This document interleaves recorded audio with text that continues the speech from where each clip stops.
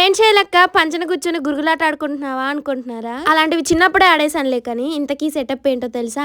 నేను మా పిల్లల కోసం రేగప్పడాలు చేయడానికి రెడీ అయ్యాను. మా పిల్లలు అయితే 2 డేస్ నుంచి చెప్తున్నారు, మమ్మీ నాకు రేగప్పడాలు చేయవా అని. ఒంట్లో బాగాలేదు నాన్న అని పోస్ట్ పోన్ చేశాను. కానీ ఇవాళ గనక చేయకపోతే నన్ను కొట్టేస్తారు కూడా. మొన్న సంత నుంచి తెచ్చిన రేగకాయలలో సగం అయిపోయాయి. మిగతా సగంతో నేను ఇప్పుడు రేగివడియాలు, అదే రేగప్పాలు అంటారు కదా, అవి చేస్తున్నాను. ఒక్కొక్క దగ్గర ఒక్కొక్కలాగా పిలుస్తూ ఉంటారు. మా దగ్గర అయితే రేగప్పడాలు, రేగివడియాలు, ఎవరికి నచ్చిన పేరుతో వాళ్ళు పిలుస్తారులే. కానీ ఇప్పుడు నేనేం చేస్తున్నాను తెలుసా? రేక్కాయలు అయితే శుభ్రంగా కడిగేసి వాటిలో ఏమైనా పురుగులు ఉన్నాయా లేదా అని చెక్ చేస్తున్నాను. 100కి 90% అయితే పురుగులు లేవు. ఎక్కడో ఒక 2-3 కాయలలో పురుగులు ఉన్నాయి. అది బాగా అబ్జర్వ్ చేస్తేనే కనపడ్డాయి. నేను ఈ 4 రేక్కాయలకి పురుగులు చూడడానికి ½ అన్ అవర్ పట్టింది. బయట కొనే వాటిలలో అసలు పురుగులు చూస్తారా లేకపోతే వాటితో పాటు పచ్చడి చేస్తారో తెలియదులే. కానీ ఒకటైతే బాగా అర్థమైంది, బయట అమ్మే రేగప్పాలు కొనుక్కొని తినకూడదని. ఇప్పుడైతే పురుగులు ఉన్నాయి లేదా అని చూసుకొని రేక్కాయలను అయితే రోల్లో వేసుకొని దంచుకోవడమే. ప్రతి గింజ కూడా పగిలిపోయేలాగా దంచుకోవాలి.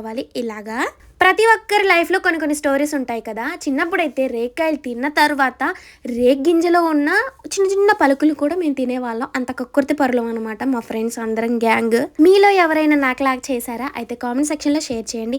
అలాగే వీడియోని చూసి వెళ్ళిపోవడమే కాకుండా కుసంత కొడిసేతో లైక్ కొట్టేయండి అబ్బా.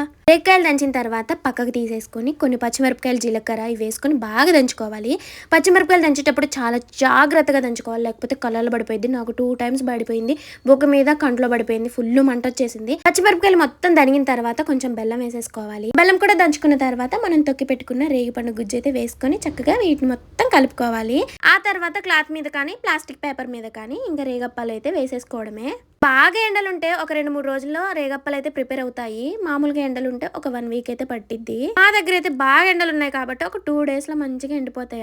అబ్బా ఇంతసేపు బిల్డప్ ఇచ్చి ఇవే నన్ను చేసింది అని అనుకుంటున్నారా? చూడ్డానికి చాలా ఉన్నా చేసిన తర్వాత కొంచెమే అయిపోయింది. పోనీలేండి, మా పిల్లలు బయట కొనుక్కొని తినకుండా ఒక రోజు నా చేతులతో చేసి పెట్టానన్న తృప్తి అనేది ఉంటుంది. ఇంతకీ టేస్ట్ ఎలా వచ్చిందో చెప్పలేదు కదా. సూపర్ అంటే సూపర్ ఉంది. మీరు మాత్రం వీడియోకి లైక్ చేయండి. మీరు కూడా ఒకసారి ట్రై చేయండి. బాయ్.